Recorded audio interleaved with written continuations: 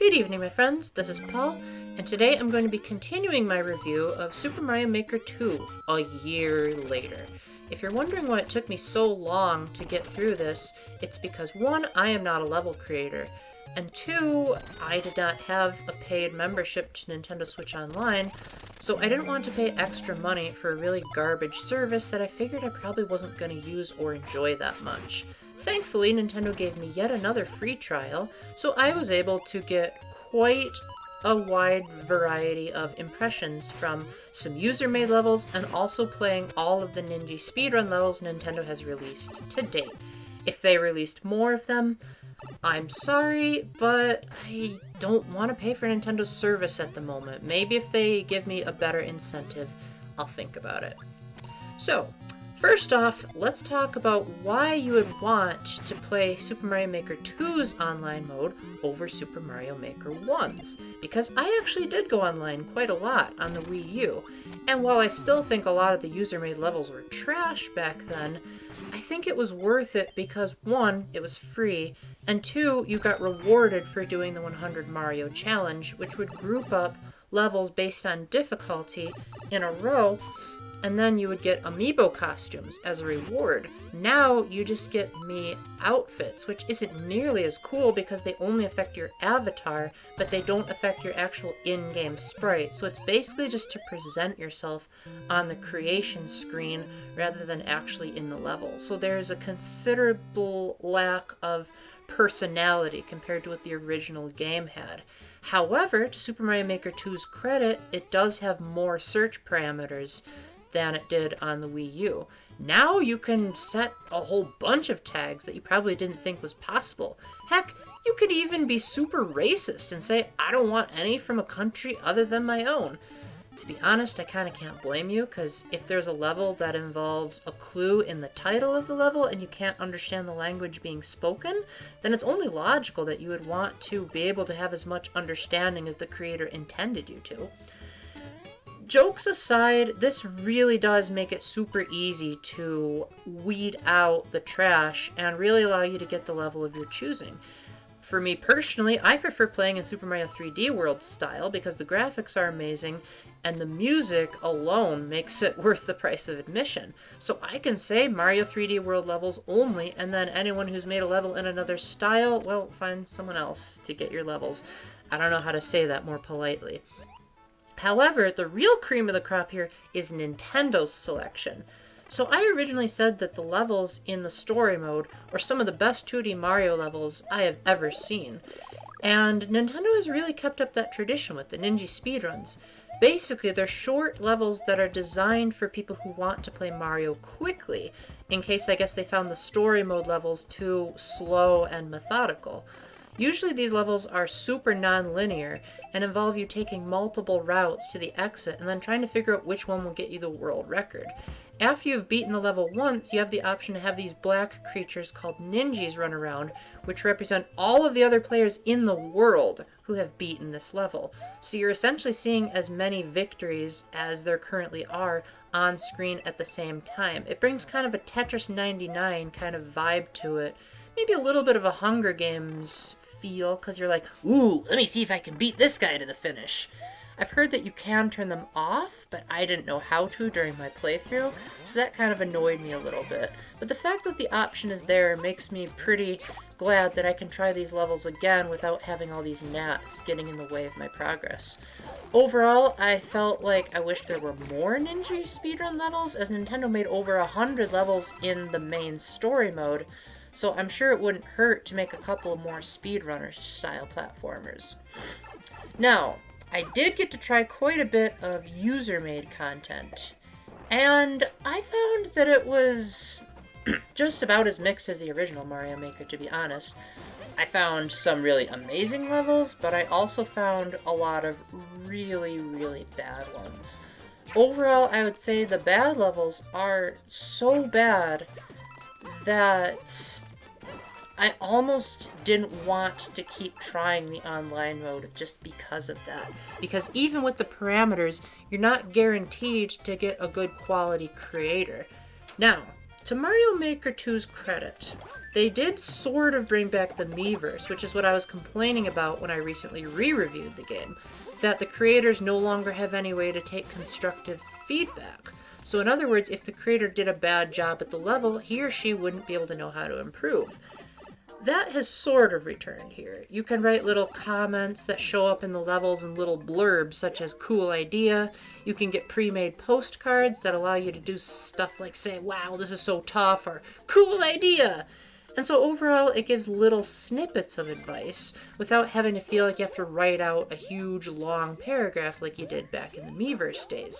The caveat is that these don't seem to go away to my knowledge. If they do, someone please tell me how to do it the next time I get a free trial. But I just kept seeing the same tips and the same complaints and the same praises over and over again, and it actually decreased my enjoyment of some of the levels, to the point where one level I actually stopped playing because I was like, shut up, you community, I know that it's a long level. You don't need to keep telling me over and over again. While I'm normally averse to peer pressure, this kind of thing is pretty darn hard to ignore when it's right in your face and sometimes even obstructs your view of the level.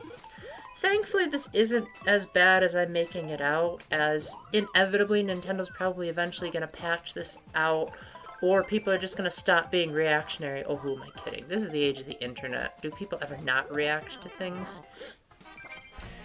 Now, let's talk about the World Maker, which was probably the biggest of all the major updates that came to the game, besides the ability to play it Super Mario Bros. 2 style. Honestly, I'm kind of surprised that Nintendo did anything at all, given the current state of things. But I'm really happy that they put that option in there for people that have been really wanting to do something other than the Course World option in Mario Maker 1. Basically, it allows you to create entire maps with branching pathways and one-up houses that let you approach the levels themselves in a non-linear style. It doesn't exactly change how you play the levels themselves, except for one major thing, and that's that it makes coins far more valuable. Because, unlike the 100 Mario Challenge, you actually have to keep track of how many lives you have. And while I normally moan and groan when games have a lives counter, I think this game justifies it a lot because it gives you a reason for why the coins should exist besides just looking pretty, like they did in New Super Mario Bros. 2. Not only that, but collecting coins has a satisfying feel to it. And when you'd play online modes before, you were like, I have no stakes, so I might as well just ignore them. So therefore it makes the game feel more like how it was intended to. Also, I was originally groaning when I saw the trailer for the 1-Up House, how it was based on the sliding picture game from Super Mario Bros. 3, but I'm glad to report that it's significantly easier than it was in that game. I actually never failed at matching up the symbols at all in all of the attempts that I did.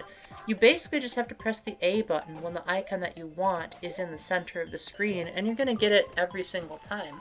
Before long, you'll probably have almost 100 lives, depending on the world you get.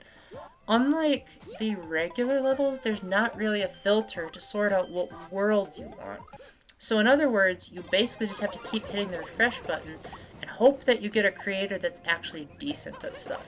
You do have the ability to save mid-world, which is really nice, because it would certainly be terrible if you made 8 full worlds but you couldn't beat them all in one sitting, so being able to save them is really welcoming here. The problem is that I'm not sure if the saves will carry over if your online free trial expires or not, which is where Mario Maker on the Wii U would probably have a huge advantage, because my brother's level, granted he made it before the update, but my brother's level Platforming Paradise is still there all these years later, and just because we've unplugged our Wii U or have had messed up in our online doesn't mean that our progress is going to be erased. So I'm really thankful that the Wii U still hasn't completely abandoned their Wi-Fi, and fans are still able to take the penny pincher approach if they want to. There's a couple of other things that came with the update, but I don't want to spend too much time talking about those, because even if you didn't pay for Switch Online, you're still going to get them as part of the base package. Granted, you won't really be able to share it with too many people if you don't have online, but at least you can fool around in the settings menu and play with the little demo levels at the title screen. For me, it was worth it to get all of these changes because I'm a music completionist. So I was like, okay, now I can hear Zelda music in a Mario game. That's cool. Even if I don't have the ability to create levels because I am one of the least creative designers ever. Have you seen my island in Animal Crossing New Horizons?